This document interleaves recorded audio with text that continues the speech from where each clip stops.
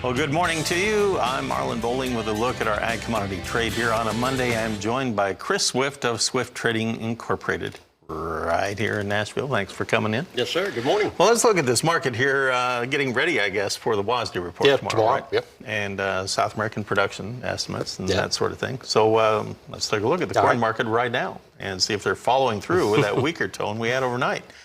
Yep. March corn down 3. We're at 380.5. We have May down 3.5 at 385. So it is lower, although it has actually come back a penny off of its low on the open. We have December new crop down 2.5 at 391.5. On our soybean trade here so far today, we have the March contract actually gaining now by 2 3/4 cents at 884 3/4. Kind of interesting there, where we have some divergence between corn and soybeans. The September a penny higher at 914 1/4. Onto the wheat in Chicago, we have the March contract now down by a penny and 3/4. We're at 557. Now, if you look at the Kansas City market here today, Kansas City has the March 2 higher at 474.5. And if you look at Minneapolis wheat, it's kind of caught in the crossfire here with everything narrowly mixed. March a tick higher here, the May a tick lower. So not a lot going on there. I wanted to mention the canola market as well, get you updated there. A little pressure in this canola trade to get things started on a Monday. We have the March contract down $1.10. This is, of course, in Canadian currency, and that would be at 460.20 per metric ton. So that's the latest information on the canola market here. So it's a little bit interesting here, Chris, as we look at this market. The soybeans are firming up. The canola is actually going a little bit lower today. Usually they are a little more in lockstep. But that being said, how is it we have corn going down and we have soybeans going up this morning? Any clue? I don't think there's any rhyme or reason for it, more than everybody's jockeying for positions for tomorrow's WASDE report. I've tried to read into it to see, and it looks like maybe the grain stocks would be somewhat questionable to see if we have any additional usage. A lot of people are looking that the USDA have done revisions for the northern plains area where they had so much discrepancy between what they felt they had harvested and what actually was standing in the field. So if I was going to look for anything, that probably would be the most interesting, to see where some of that corn that was related to on-farm stored still in the ground, have they moved that to a different category? Okay, something else. Do you think that there is more room for adjustment in the exports for the coming year, or is there more room for adjustments in the fact that it's been a fairly mild winter in the main core of the plains where feedlot country is, and maybe there has been an increase in feed usage? Maybe.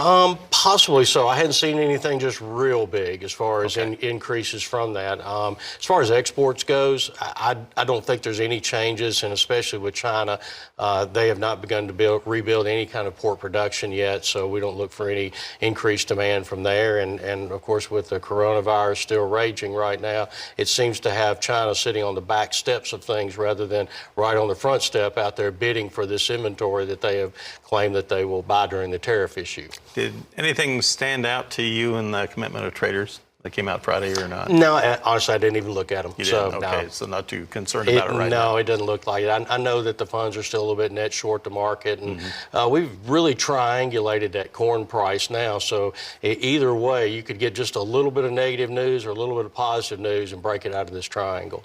Okay, we'll come back in a moment, and then we'll take a look at our livestock trade as well. Our guest, Chris Swift, he's in studio with us right now. We'll be back in a moment. We'll look at cattle and hogs after this.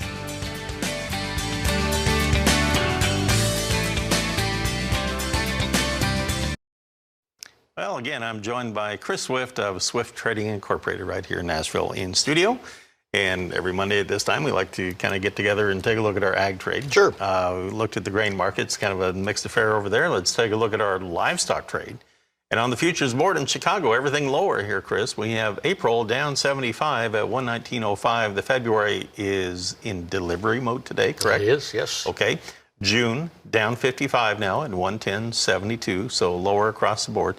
Let's jump over to feeders. And on the feeder cattle market right now, we currently have March up a nickel all by itself. It's at 135.25.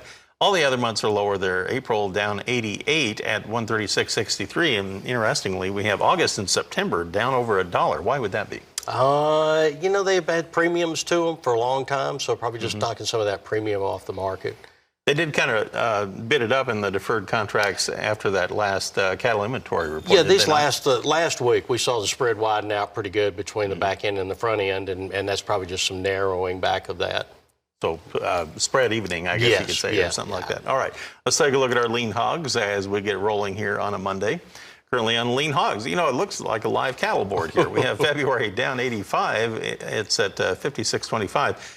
April now trading 95 lower at 65.30, and the May contract down 75 cents. We're at 74.10. So a lot of bearishness there.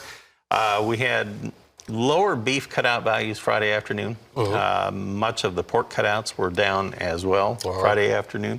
How much is that going to be hanging on the market here today on the futures? I think it's right building into it right now. We saw the lean hog index down another 70, 80 cents. The feeder cattle index was down probably close to $2.50 for the week last week. And a lot of that is just gridlock. There's so many cows in the south right now that you can't really, there's no pen space open.